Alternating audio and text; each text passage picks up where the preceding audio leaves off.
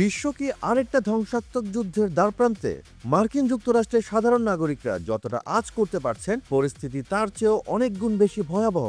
Trump প্রশাসন এখন মধ্যপ্রাচ্যে এক বিশাল সামরিক অভিযানের চূড়ান্ত প্রস্তুতি নিচ্ছে। গোয়েন্দা সূত্রগুলো বলছে যে কোনো মুহূর্তেই, যে কোনো মুহূর্তে ইরানের ওপর শুরু হতে পারে এই অভিযান। এটি ভেনিজুয়েলার মতো ছোট কোনো অপারেশন নয়, বরং কয়েক সপ্তাহব্যাপী এক প্রলয়ঙ্করী যুদ্ধের পূর্বাভাস। কিন্তু কেন এই রণসজ্জা? গত জুনে ইসরায়েলের নেতৃত্বে 12 দিনের এক সংক্ষিপ্ত যুদ্ধ হয়েছিল, যেখানে ইরানের পারমাণবিক স্থাপনায় আঘাত আনা হয়। কিন্তু এবারের পরিকল্পনা তার চেয়েও বহুগুণ বড়। এটি কেবল হামলা নয়, বরং ইরানের বর্তমান শাসনের অস্তিত্বের উপর এক চরম আঘাত হতে পারে। ট্রাম্পের মেয়াদের বাকি 3 বছরে এই যুদ্ধের প্রভাব হতে পারে সুদূর প্রসারী। অথচ অবাক করা বিষয় হলো, যখন কংগ্রেস এবং সাধারণ মানুষের নজর অন্যদিকে, ঠিক তখনই দশকের সবচেয়ে বড় সামরিক হস্তক্ষেপের প্রস্তুতি নিচ্ছে পেন্টাগন।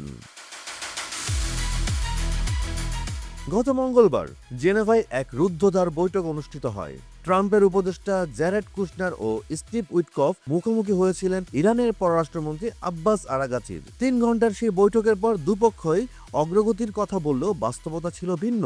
যুক্তরাষ্ট্রের ভাইস প্রেসিডেন্ট জেডি ভ্যান্স স্পষ্ট জানিয়ে দিয়েছেন, প্রেসিডেন্ট কিছু রেডলাইন বা চূড়ান্ত সীমা টেনে দিয়েছেন, যা মানতে নারাজ ইরান। অর্থাৎ কূটনীতির জানালাও এখন বন্ধ হওয়ার পথে। মধ্যপ্রাচ্যের আকাশে বাতাসে এখন বারুদের গন্ধ। বর্তমানে সেখানে মোতায়েন আছে যুক্তরাষ্ট্রের 2টি বিশাল বিমানবাহী রণতরী এবং ডজন খানেক যুদ্ধজাহাজ।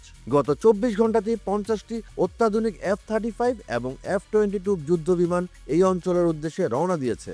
গত কয়েকদিনে 150টিরও বেশি সামরিক কার্গো ফাইটে করে পাঠানো হয়েছে বিপুল পরিমাণ গোলাবারুদ। এটি শুধুমাত্র মহড়া নয়, এটি পুরোদস্তুর এক যুদ্ধের প্রস্তুতি।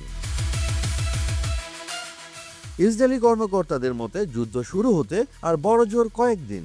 তারা ইরানের মিসাইল কর্মসূচি এবং শাসন ব্যবস্থা সমূলে উপড়ে ফেলতে বদ্ধপরিকর।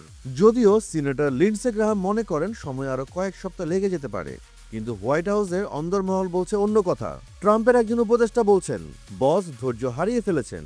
আগামী কয়েক সপ্তাহের মধ্যে যুদ্ধের সম্ভাবনা 90%। মনে রাখতে হবে, গত জুনেও 2 সপ্তাহের আলটিমেটাম দেওয়ার মাত্র 3 দিনের মাথায় শুরু হয়েছিল অপারেশন মিডনাইট হামার। আর তাই প্রশ্ন, ইতিহাস কি আবার নিজেকে পুনরাবৃত্তি করবে?